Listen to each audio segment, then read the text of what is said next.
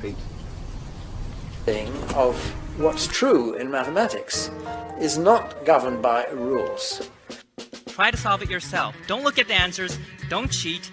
Keep on thinking about a problem until you figure your way out by yourself. Then, so you have to be patient. You have to keep on paying attention. Being patient and keeping attention on one subject is very important. And during this mindfulness, you'll find yourself encountering with your own mind. But the point of universal computation is that you can have a single universal machine that can be programmed to do any kind of computation. And that's what makes software possible, and that's the foundation for essentially all computer technology today. But okay, the principle of computational equivalence has many implications, but one of them relates to universal computation. It says that not only is it possible to construct a universal computer, but actually it's easy. In fact, pretty much any system whose behavior isn't obviously simple will manage to do universal computation. Well, it turns out that in the computational universe, one finds that lots of systems aren't computationally reducible. Instead, they're irreducible. There's no way to work out what they will do in any reduced way. There's no choice but just to trace each step and see what happens. That says that simulating yourself is either slower, less detailed, chancier, or all of the above than actually being yourself.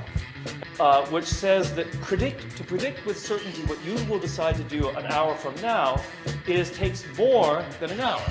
It takes more computational resources, because this is true whether the universe is deterministic or probabilistic, irregular, chaotic, classical, quantum mechanical, these are okay. Are you deciding? So are you making a decision? Can you model your behavior and maybe that of other things around you? And then the last one is, can I predict my own decisions? And that, of course, is a trick question because you won't be able to do this. If you answer the first two questions correctly, you cannot do the third. This is just a mathematical theorem about anything that is trying to predict itself. Now, a general principle which may explain all of this stuff is the metric of entropy, or the measure of order or disorder.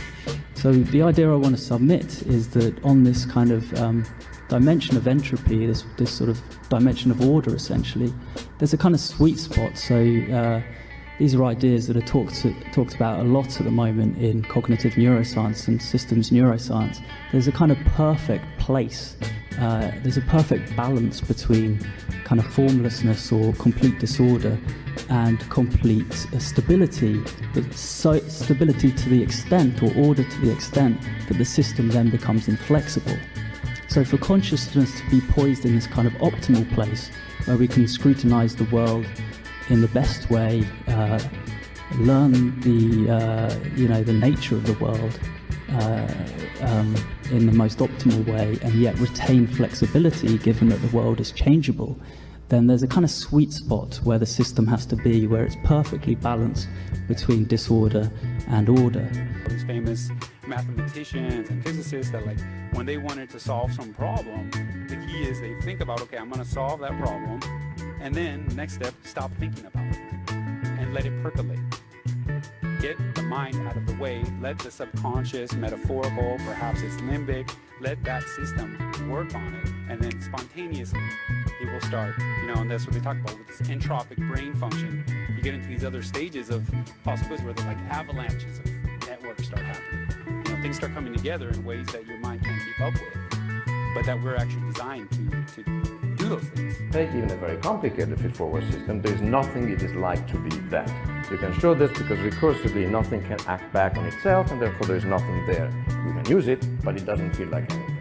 And a key consequence of that is that you can build two systems, one on the left which is recurrent, and one on the right which is the equivalent, purely feed-forward version of that recurrent system, which have exactly the same input-output function here up to a t=4. So they do exactly the same job. You could treat them, they behave equivalently for any question and answers you want to get from them.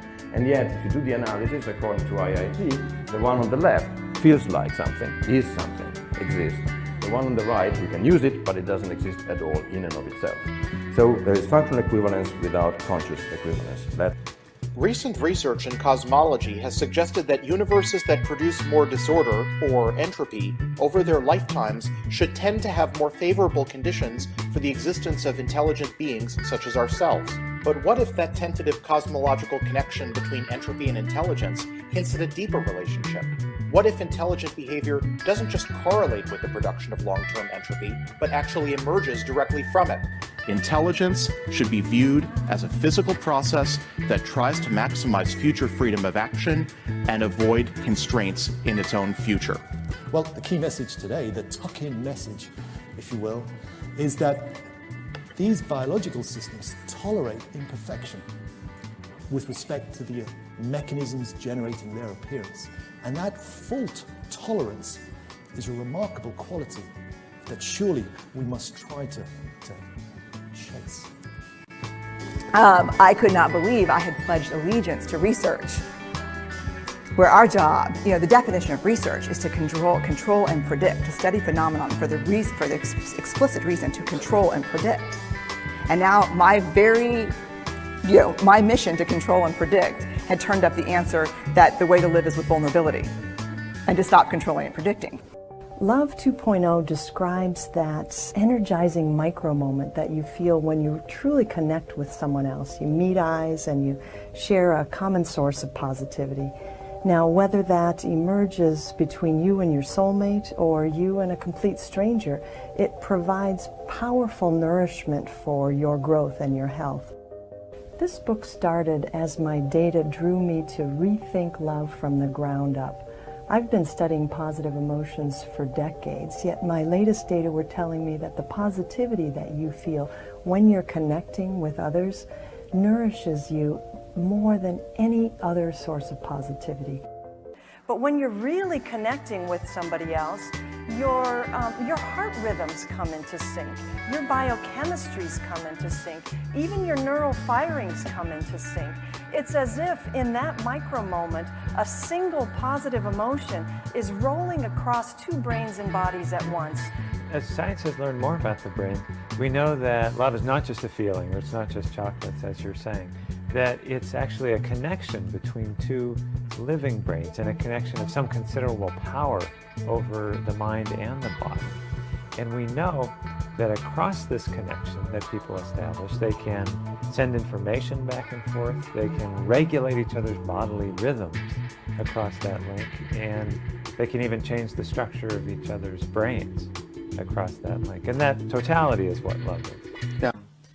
One of the actions of attractors is not only to prepare people to act in a certain way, but they also alter incoming sensory information so that people don't see reality. They see sensory data that's been filtered and compressed by their attractors into much simpler things. And if your attractors are not accurate, say, you won't be seeing the real world very clearly. So this encoding of the limbic system is malleable. It can change and adapt by constant interaction with the compatible limbic system of another. There are many different ways of changing neurochemistry. Most of them have nothing to do with medication. That's why I believe in the long run, the most effective way of balancing neurochemistry is to balance our lives. Remember, experience changes the brain. Whenever you have an experience, you devote more of your brain to processing that. And so when you get something, be it academic or sports or music or a thought, it's just that connection is now strong. Now an important point here is all experiences change the brain. Under stress, under fatigue, what happens is this front part of the brain here. This is the CEO of the brain.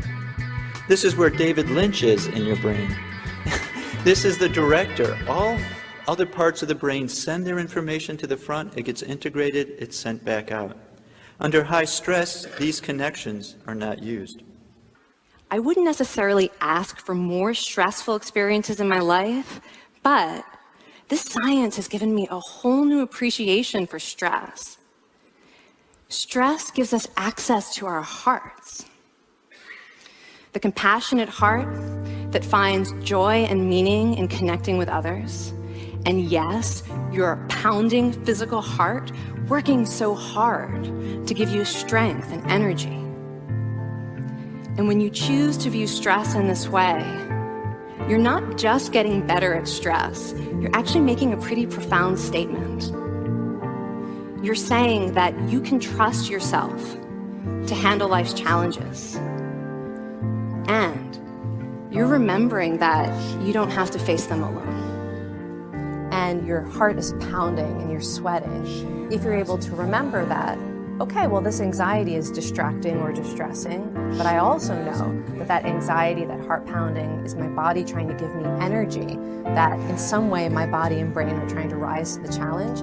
Literally just remembering that 5 seconds when you're experiencing anxiety can transform that anxiety into a physiological state that actually gives you more energy, that actually gives you more confidence. In many circumstances, the data are that optimistic people get depressed at only half the rate when setbacks occur, that optimistic people do better than expected on the sports field, in grades, and in many kinds of work, that optimistic people have yeastier immune systems, they're less likely to die of cardiovascular disease, and that descriptively optimistic people are generally liked better.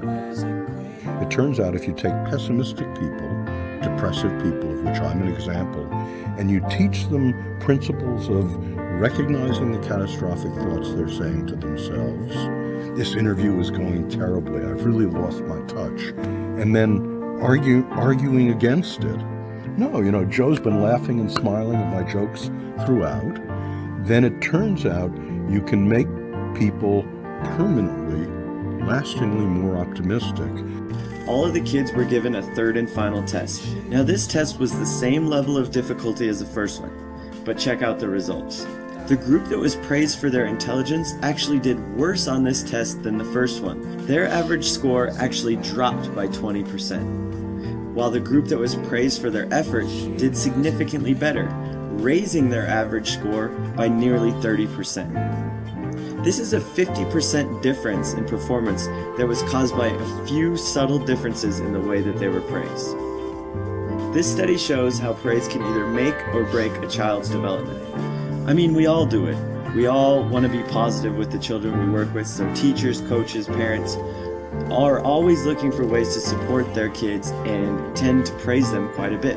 So we need to look at research like this and realize, okay, praise is a good thing and there's nothing wrong with being positive, but we need to be very careful about praising someone's intelligence or abilities and focus more on the process and the effort that they put forth.